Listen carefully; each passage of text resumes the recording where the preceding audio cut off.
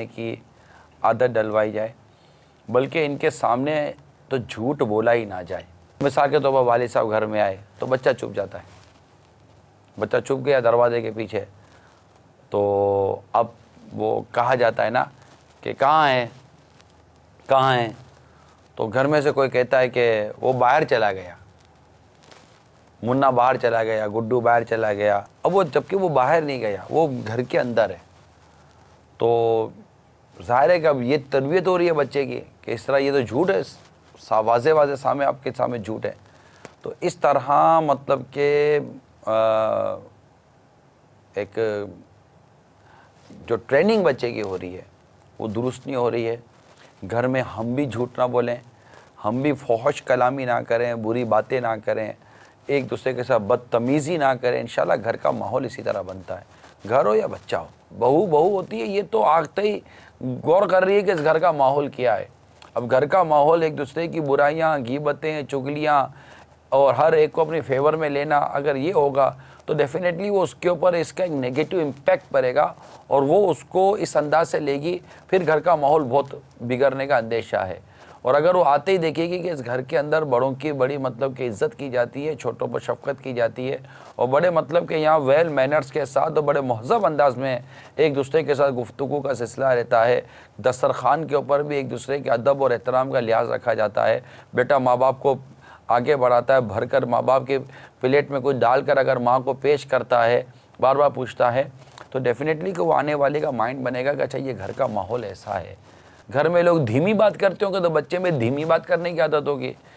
گھر کا جیسا ماحول ہوتا ہے اس کو بچہ قبول کرتا چلا جاتا ہے، اور اس کے پھر جو اثرات ہوتے ہیں، پلس ہو یا مائنس ہو، وہ اپنے حسب حال مرتب ہوتے ہیں۔ ہم سب کو اللہ تعالیٰ جھوٹ سے بچنے کی، فحش کلامی سے بچنے کی توفیق عطا فرمائے۔ حضرت سیدنا جریر بن عبداللہ رضی اللہ تعالیٰ عنہ فرماتے ہیں، اور یہ حدیث یقیناً ایک نیت بناتی ہے، کہ میں نے حضور اکرم صلی اللہ تعالیٰ علیہ وسلم سے اس بات پر بیعت کی کہ نماز قائم کروں گا، زکوٰۃ ادا کروں گا، عام مسلمانوں کی خیر خواہی کروں گا، یعنی بھلائی چاہوں گا۔ ویسے ایک اور حدیث پاک میں بھی یہ خیر الناس من ینفع الناس، تم میں سے بہتر ہو یہ دوسروں کو نفع پہنچائے۔ سپاری کھاتے لیکن ہم تو گزارتے پورا روزہ۔ رمضان کا مہینہ ہوتا ہے، روزہ ہوتا ہے، روزے کے اندر بندے کو کسی چیز کی طلب نہیں ہوتی ہے، صرف پان کی، گٹکے کی، بس اسی چیز کی طلب رہتی ہے پورا دن بھر افطاری تک۔ بس آپ یہ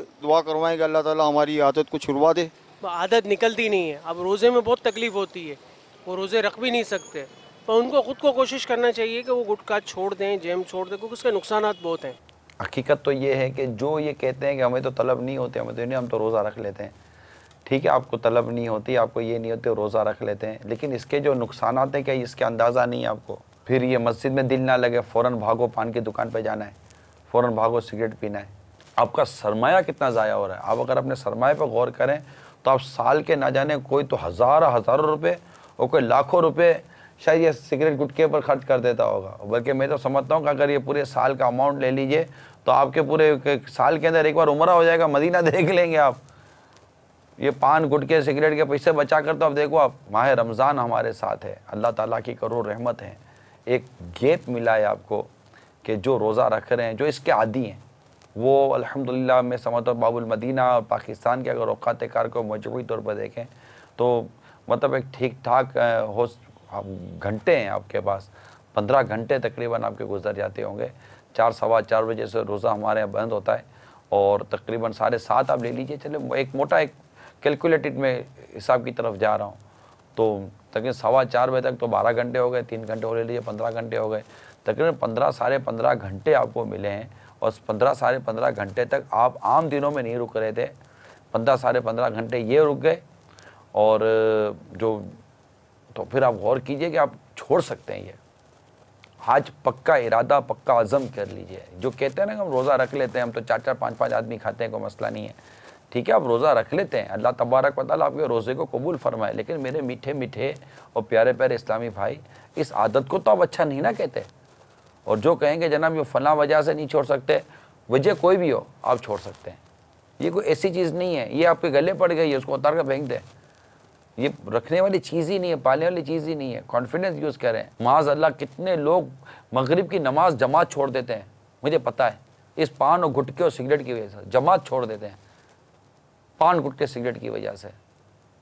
یہ کتنی مطلب ایک ایسی عادت جو اللہ اور اس کے رسول کے ذکر سے روکتی ہے، مسجد سے روکتی ہے، عبادت سے روکتی ہے، ریاضت سے روکتی ہے، اتنی اس کے اندر معاذ اللہ خرابیاں ہیں. تو اس کو پالنے کا کیا تک بنتا ہے؟ ہمت کیجئے. بھلے آپ کتنی پرانے مطلب کھانے پینے والے ہیں، ہمت کریں، اللہ سے دعا کریں، ہاتھ اٹھائیے، اللہ تبارک و تعالیٰ دعا قبول کرنے والا ہے. وہ فرماتے ہیں ادعونی استجب لکم، مجھ سے مانگو میں دعا قبول کرتا ہوں. آپ کو اتنی دنیا بھر کی تکلیفیں ہوتی ہیں، آپ اپنے رب سے دعا مانگتے ہیں، کیا آپ کی تکلیفیں دور نہیں ہو جاتی؟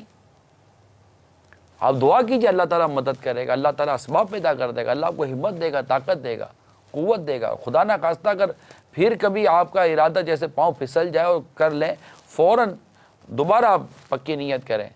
2 5 5 10 20 دن کے آپ کے گیپ آ جائیں گے.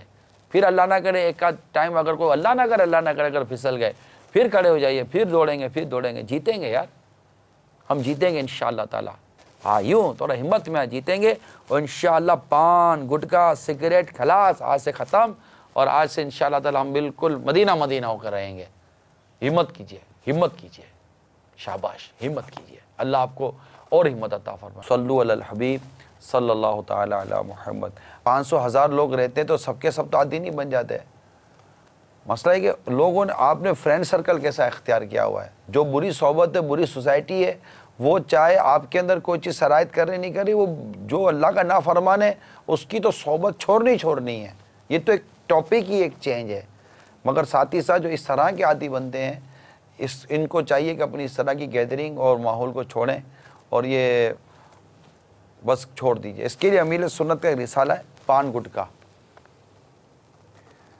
یہ رسالہ آپ حاصل کیجئے مکتبۃ المدینہ سے، انشاءاللہ تبارک تعالیٰ اس سے آپ کو کافی فائدہ ہوگا. ایک عادت پڑ گئی ہے بری نا، تو اب اس کو نکالنا ہے نا، اس کے لیے تھوڑا آپ اسٹرگل کیجئے اور ہمت کیجئے. ایک مرتبہ پکا عزم کر لیجئے. میں دیکھا ہے واقعی ایسے با ہمت لوگوں کو میں نے دیکھا ہے، انہوں نے بڑی عادتیں چھوڑ دی ہیں. 10 20 سال پرانے عادی شرابیوں نے شراب چھوڑ دی، نشہ کرنے والوں نے نشے چھوڑ دیے، اور طرح کی بیماریوں میں باقاعدہ میں نے دیکھا ہے کہ عمریں 45 50 سال تک کی ہو گئی، 55 سال کی ہو گئی، اور سگریٹ پینے کے عادی تھے، سگریٹ چھوڑ دی. چینج اسموکر سگریٹ چھوڑ دیتے ہیں. ایک بار کانفیڈنس آ جائے، ایک بار ہمت آ جائے. آپ آج ہمت کر لیں.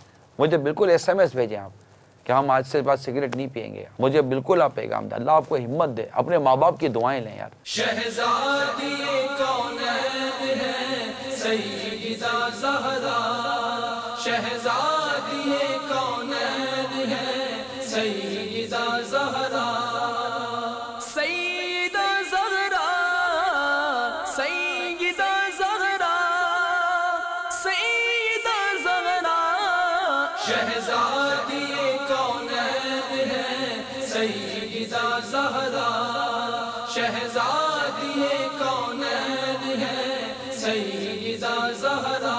ہے رتبہ اس لیے کونین میں عصمت کا عفت کا، ہے رتبہ اس لیے کونین میں عصمت کا عفت کا، شرف حاصل ہے ان کو، شرف حاصل ہے ان کو دامن زہرا سے نسبت کا. شہزادی کونین ہے سیدہ زہرا، شہزادی کونین ہے سیدہ زہرا. اس کے بعد نشر کیا گیا علم و حکمت سے مزین مدنی مذاکرہ. آئیے اس کے مناظر دیکھتے ہیں. جو ہم ذکر مبارک کرنے جا رہے ہیں وہ سیدنا امام احمد بن حنبل رحمۃ اللہ تعالیٰ علیہ کا ہے، جو حنبلیوں کے امام ہیں. اور میرے غوث پاک رحمۃ اللہ تعالیٰ علیہ بھی حنبلی تھے. ماشاءاللہ. ان کی کنیت ابو عبداللہ، نام و نسب احمد بن محمد بن حنبل بن ہلال بن اسد. آپ کی ولادت 164 سن ہجری میں بغداد میں ہوئی. اب آپ تھوڑا غور سے سنیے کہ یہ علم دین کا ذوق کیسا تھا.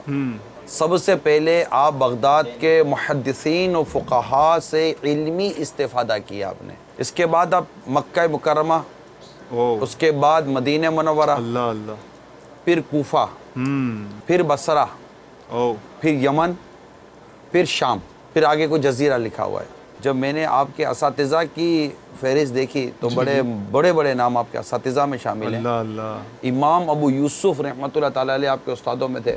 اس کے بعد امام شافعی رحمۃ اللہ تعالیٰ علیہ آپ کے اساتذہ میں، یحییٰ بن سعید قطان، سفیان بن عیینہ، عبد الرزاق، یہ بڑے بڑے مطلب رحمہم اللہ تعالیٰ بڑے بڑے نام ہیں یہ، اور جن سے آپ نے علم حاصل کیا آپ کے اساتذہ میں۔ اور جب آپ کے شاگردوں کی فہرست کو دیکھتے ہیں تو امام بخاری، امام مسلم، ابو داؤد سختیانی رحمہم اللہ تعالیٰ اور دیگر بزرگان دین یہ آپ کے شاگردوں میں شامل تھے۔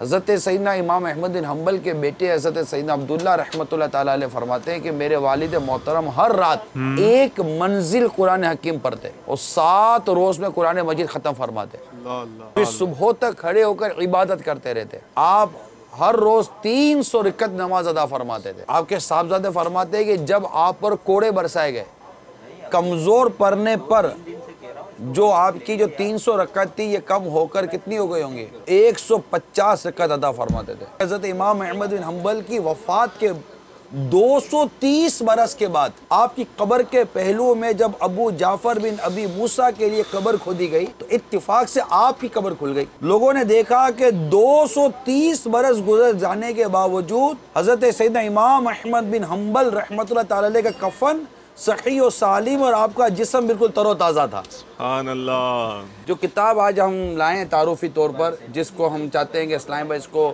ہدیتاً مقتۃ المدینہ سے حاصل کرے، وہ ہے فتاوی اہل سنت احکام زکوٰۃ۔ مجلس افتاء کی ایک زبردست پیشکش ہے۔ امتیاز احمد گورا سے بات کر رہا ہوں۔ جب نعت شریف کی نیت کرواتے ہیں اس میں کہتے ہیں رونے جیسی صورت بنا کے، میرا سوال یہ ہے کہ نعت شریف جب سنتے ہیں تو اس وقت تو دل کو بہت خوشی محسوس ہوتی ہے، نبی پاک صلی اللہ علیہ وسلم ذکر جب سنتے ہیں تو دل باغ باغ ہو جاتا ہے، اس کے رونے جیسی صورت کیوں بنانی چاہیے؟ ابراہیم مہربانی اس کا جواب۔ وہ مشہور عاشق رسول صاحب قصیدہ بردہ حضرت امام شرف الدین رحمۃ اللہ تعالی علیہ، جن کا مشہور قصہ ہے کہ فالج تھا اور فالج کی حالت میں انہوں نے یہ کلام لکھا اور اس میں ایک شعر لکھا، نعم سرا طیف من اہوا فارقنی والحب یعترض اللذات بالعلم، کہ جی ہاں مجھے کسی کی یاد آئی ہے، مجھے کسی کی یاد آئی ہے جس کی وجہ سے میرا رنگ زرد ہوا، میرا رنگ بدل گیا، ہے نا، کیفیت رونے سے منہ کرتا نا، میرا رنگ زرد ہوا، میرا رنگ تبدیل ہوا، اور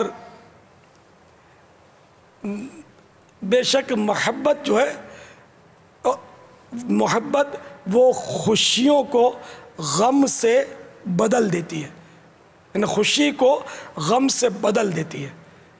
تو یہ سرکار صلی اللہ تعالیٰ علیہ وآلہ وسلم کی محبت کا جب غلبہ ہوتا ہے تو اس غلبہ عشق کو غم عشق کہتے ہیں۔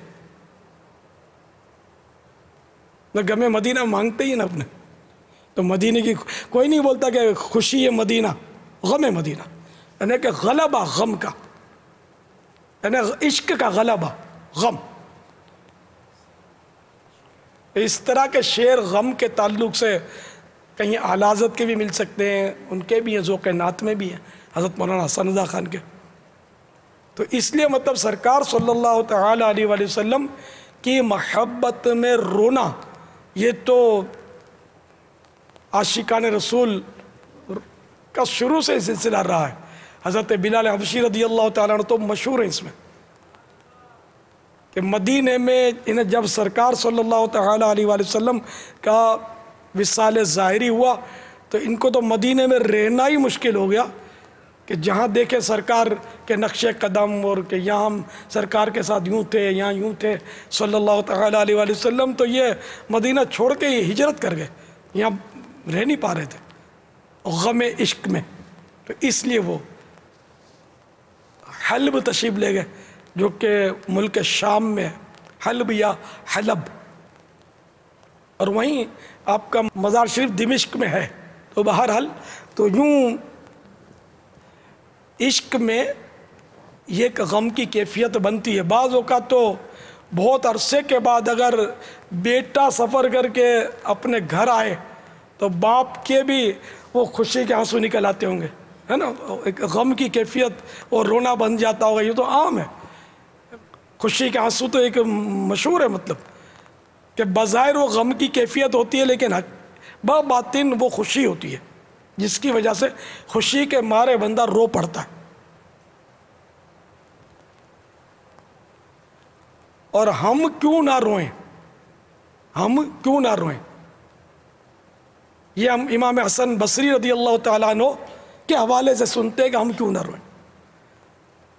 جب یہ بخاری شریف کی ایک حدیث ہے اور محدثین نے بھی اس کو الفاظ کی تبدیلی کے ساتھ بیان کیا ہے، تھوڑے تھوڑے فرق سے، لیکن اصل واقعہ کچھ اسی طرح ہے کہ میرے آقا صلی اللہ تعالی علیہ وآلہ وسلم ایک تنے سے، کھجور کے تنے سے ٹیک لگا کر خطبہ ارشاد فرمایا کرتے تھے۔ تو پھر آپ کے لیے عاشقان رسول نے ممبر، لکڑی کا ممبر منور بنا دیا، تو آپ اس پر رونق افروز ہو کر خطبہ ارشاد فرمانے لگے کہ قریب سے بلک بلک کر رونے کی آواز آنے لگی، جیسے کوئی اونٹنی رو رہی ہے یا کوئی بچہ رو رہا ہے، اس طرح مطلب رونے کی آواز آنے لگی۔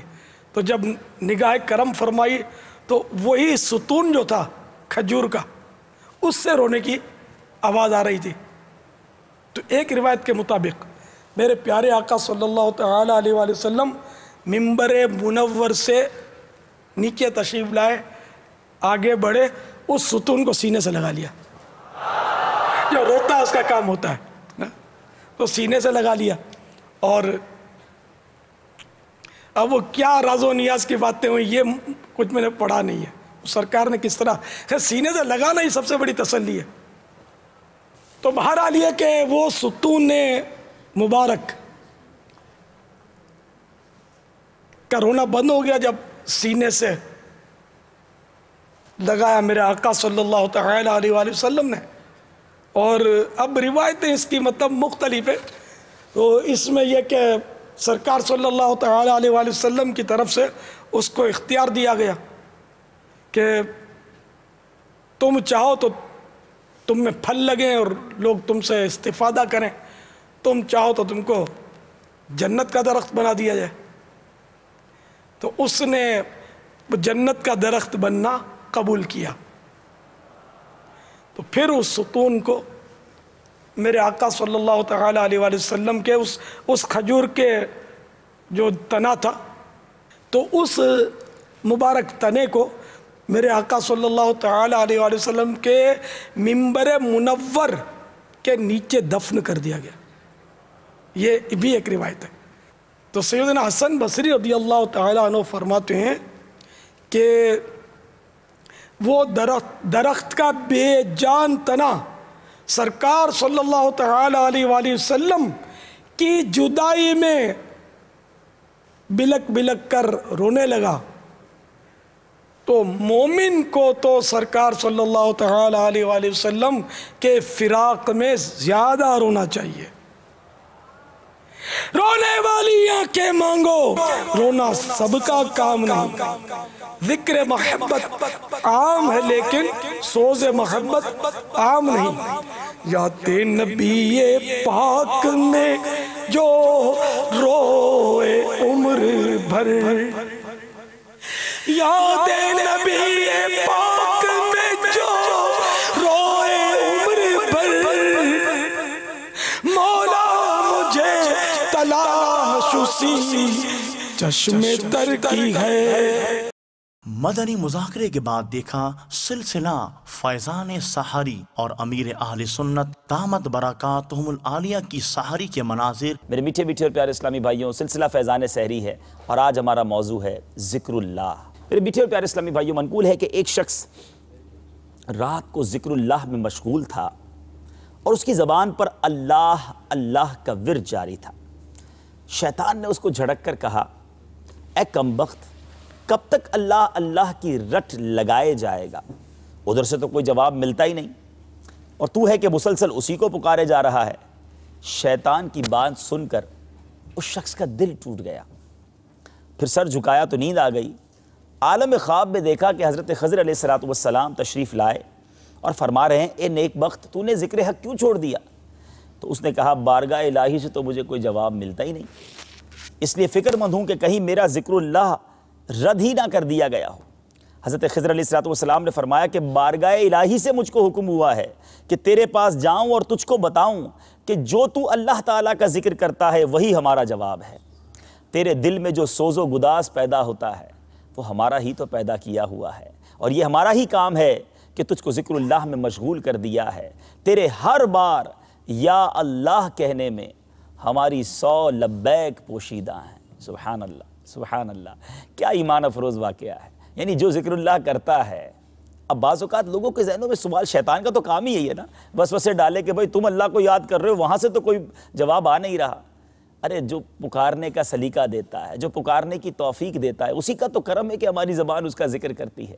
تو ذکر اللہ آج ہمارا موضوع ہے، اور ہمیں آج یہ سمجھنا ہے بہت سارا وقت ہم فضول باتوں میں ضائع کرتے ہیں، حالانکہ اس وقت کو بہترین انداز میں، یعنی یہ کہا جائے تو غلط نہ ہوگا کہ ایک ایک منٹ کا ہم زبردست استعمال کر سکتے ہیں۔ اور اگر ہم اپنے دن بھر کے شیڈیول کو دیکھیں تو صبح سے لے کر شام تک بہت سارے فارغ اوقات یا ویسے ہی گزر جاتے ہیں، فضول باتوں میں گزر جاتے ہیں۔ اگر تسبیح ہاتھ میں ہو، ہاتھ میں نہ بھی ہو، زبان ذکر اللہ سے تر رہے، رب کی یاد میں رہے، تو سبحان اللہ، اس کی کیا ہی بات ہے۔ انشاءاللہ آج قرآنی آیات کے ذریعے، کچھ احادیث کے ذریعے ہم انشاءاللہ ذکر اللہ کے حوالے سے سنیں گے بھی، سمجھیں گے بھی، اور میں چاہتا ہوں کہ آج نیتیں بھی ہم کریں کہ انشاءاللہ ہم اپنے فالتو وقت کو فالتو نہیں، قیمتی بنا دیں گے، بلکہ زیادہ سے زیادہ وقت نکال کر اللہ کا ذکر کریں گے۔ انشاءاللہ ذکر اللہ کرتے چلے جائیں، اللہ کو یاد کریں۔ آج آپ کو یہ بھی پتہ چلے گا کہ جب بندہ اللہ کو یاد کرتا ہے تو رب کریم بھی اسے یاد فرماتا ہے، اور وہ یاد فرماتا ہے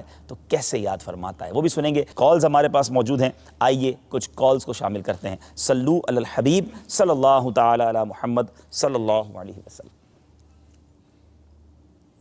السلام علیکم ورحمۃ اللہ وبرکاتہ۔ وعلیکم السلام ورحمۃ اللہ وبرکاتہ۔ جی حاجی صاحب، آپ کی بارگاہ میں میرا سوال یہ ہے کہ ذکر اللہ کے آداب کیا ہیں، اس کا درست وقت اور درست طریقہ ارشاد فرما دیں۔ جزاکم اللہ خیرہ۔ السلام علیکم ورحمۃ اللہ وبرکاتہ۔ وعلیکم السلام ورحمۃ اللہ وبرکاتہ۔ جی بہت اچھا آپ کا سوال ہے مدنی اسلام سے ہم جواب لیتے ہیں کہ واقعی دیکھیں، درست وقت اور اللہ تبارک و تعالیٰ کا ذکر تو ہم یوں سمجھے کہ اٹھتے بیٹھتے چلتے پھرتے کرتے رہیں، لیکن جتنا ادب و احترام کے ساتھ کریں گے، جتنا اہتمام کے ساتھ کریں گے، اس کے فضائل و برکات ملیں گے۔ کیا فرماتے ہیں؟ ماشاءاللہ بہت ہی بنیادی یہ سوال ہے، اور ہمارے موضوع کا ایک عام حصہ بھی ہے۔ پہلی بات تو یہ ہے کہ اللہ تبارک و تعالیٰ کے ذکر کے لیے کوئی بھی وقت جو ہے وہ خاص نہیں ہے، بلکہ قرآن مجید فرقان حمید میں جو آیت کریمہ ہے جس میں اللہ تبارک و تعالیٰ کی یاد کرنے والوں کے بارے میں ارشاد فرمایا گیا، تو اس میں یہی ہے کہ وہ ہر وقت سوتے وقت اپنے پہلو پر یا دیگر مواقع پر اللہ تبارک و تعالیٰ کو یاد کرتے ہیں، اس کا ذکر کرتے ہیں۔ سبحان اللہ۔ صرف چند چیزیں جو مستثنیات میں سے ہوتی ہیں وہ یہاں پر بھی ہیں کہ مثال کے طور پر ایسی جگہ پر ہے کہ جو گندگی والی جگہ ہے، بدبودار جگہ ہے، اسی طرح استنجا خانہ ہے، یا ایسی حالت ہے کہ جو ادب کے خلاف ہے، تو وہ چند مستثنیات نکال کر اس کے علاوہ جو ہے وہ اس کے لیے کوئی وقت جو ہے وہ خاص نہیں، کسی بھی وقت کر سکتے ہیں۔ جو آپ نے بات کی قرآن پاک کی آیت، سبحان اللہ، الذین یذکرون اللہ قیاما وقعودا وعلی جنوبہم، ترجمہ کنز الایمان، جو اللہ کی یاد کرتے کھڑے اور بیٹھے اور کروٹ پر لیٹے۔ جی، اور اس سے جو ہے وہ کثرت بھی مراد ہے۔ اچھا، یہ بات تو ہوگی۔ دوسری بات یہ ہے کہ اس کے لیے کوئی خاص وقت تو نہیں، لیکن یہ ضرور ہے کہ بعض اوقات کو اللہ تبارک و تعالیٰ کے ذکر کے لیے بزرگوں نے اپنی کتابوں میں بیان فرمایا کہ جس وقت ذکر کرنا عام اوقات کے مقابلے میں زیادہ باعث برکت ہوتا ہے۔ مثال کے طور پر سحر کا وقت ہے، تہجد کا وقت ہے، جبکہ عام طور پر لوگ جو ہے وہ آرام کر رہے ہوتے ہیں، سو رہے ہوتے ہیں، تو ایسے وقت کے اندر اللہ تبارک و تعالیٰ کا ذکر کرنا یہ زیادہ فضیلت کی بات ہے۔ جمعہ کا دن ہے، اسی طرح ماہ رمضان ہے، تو جو فضائل کی روایات ہیں اور جو فضائل والے اوقات ہیں وہ بہرحال یہاں پر بیان کیے گئے ہیں۔ البتہ کامنلی آپ کسی بھی وقت اللہ تبارک و تعالیٰ کا ذکر جو ہے وہ کر سکتے ہیں۔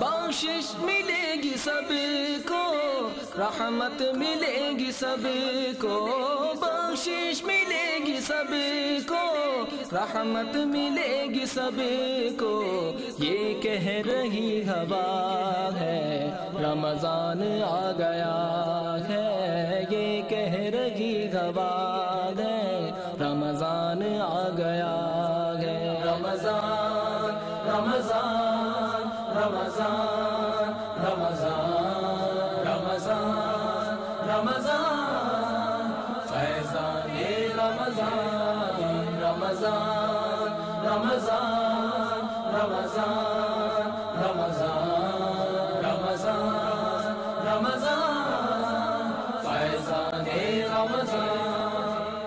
اور ٹرانسمیشن کی آخر میں ملاحظہ کیا یو ایس اے اور کینیڈا کے ناظرین کے لیے پیش کیا جانے والا یاد مصطفیٰ صلی اللہ تعالی علیہ وآلہ وسلم سے مزین سلسلہ میں سو جاؤں یا مصطفیٰ کہتے کہتے، کھلے آنکھ صلی اللہ کہتے کہتے۔ كما يقال في الآية لئن شكرتم لأزيدنكم، يقال بالأردو اگر تم احسان مانو گے تو، یعنی احد اعطاك شيئا فتقول هذا منه ليس مني، هذا منه إحسان إلي، هذه النعمة حصلت عليها منه ليس مني، فهذا هو الإحسان. وكما تفضلت يعني أن تعبد الله، وكما تفضل الشيخ الفاضل يعني الشكر لا يكون فقط باللسان، يكون جسما وأيضا يكون باللسان. يعني عندما تقول على أي نعمة، عندما تأكل مانجو تقول الحمد لله هذه نعمة، وعندما تأكل بطيخ في الإفطار تقول الحمد لله، وعندما تأكل تمور والله سبحان الله فيه يعني كثير من الأشياء المفيدة في التمور تقول الحمد لله. السحور نعمة، الإفطار نعمة، الرمضان نعمة، الإسلام نعمة، طيب العيون نعمة، اللسان نعمة، فتقول الحمد لله، هذا لسانا. All this system of Allah, you said, is so perfectly proportioned, but there is one thing called microcosm. The universe that we see outside, there is a universe within us as well that many people don't even think we take for granted. Just to give an example, if you just look at your blood, how complex it is. The whole system of the blood going from your heart to every cell, you've got trillions of cells. The blood carries oxygen to every cell. Yes. And takes carbon dioxide from every cell. And it's a two-way highway. And it goes, imagine every breath this is happening as you're talking about breathing. At the same time, it supplies nutrients and vital ingredients to every cell. So you can imagine a very busy motorway supplying trillions of cells at every instant. And then it takes waste as well. It takes waste gas to the lungs and other waste to the liver. And there's no mistake. It means it knows that the waste air has to go to the lung. It doesn't make a mistake. And then at the same time, many people don't realize this. Our body has what's called immunity system, which is the soldiers. And they are also in your blood. And the brains will tell you, warn beforehand, that there is a certain virus attacking you. Without you being involved, automatically these soldiers go and fight, and we are not even aware. Now, are we getting all that for free? No bills? Yeah, for free. And look at how complex this is. If your hand is cut, there is an alert in the whole body system that there is a possibility of invasion of foreign like viruses, etc. That's why it's you like find an attack. Yeah. An attack came from outside, so all the soldiers, they stand up and they take their guns and they take their positions and they're ready to defend. And so look at how Allah will create a system. You get pain. You get pain now, you're not going to scratch there.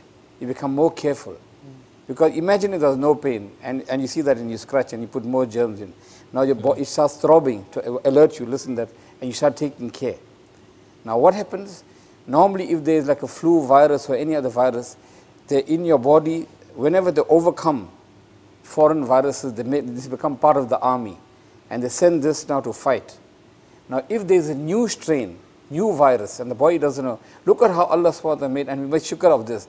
What happens? You suddenly have a high fever. And you go to the doctor says, rest for 3 days. And the reason why you have to rest for 3 days, because the energy that your body has, now has to be used by the soldiers to fight this virus.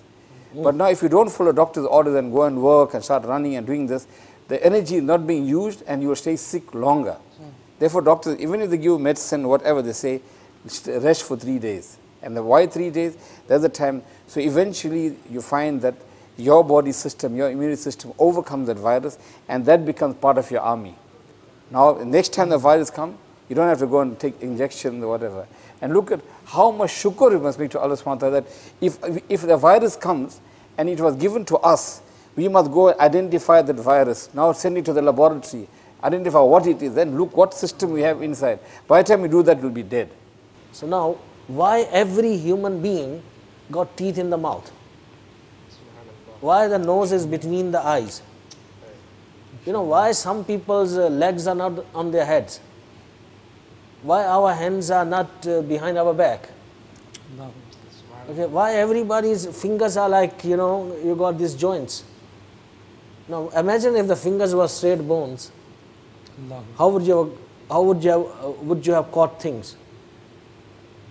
If your backbone was not designed the way it is, you would have been standing like a trunk of a tree.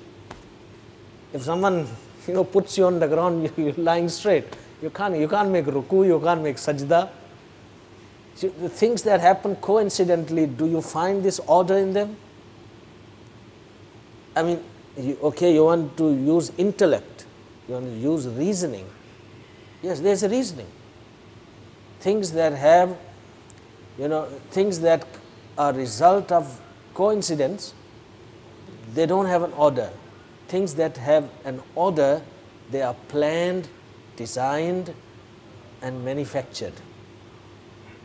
But in human life we see perfect balance, design, order, sequence. As the Quranic ayah, لَقَدْ خَلَقْنَا الْإِنسَانَ فِي أَحْسَنِ تَقْوِيمٍ, that Allah has created the human, the insan, in the most beautiful mold, the most beautiful image. And many of us, Qazi Sahib had mentioned just one aspect, the blood itself. How many other complex systems are inside our body that we don't even realize actually. It's there, we are living and Ramazan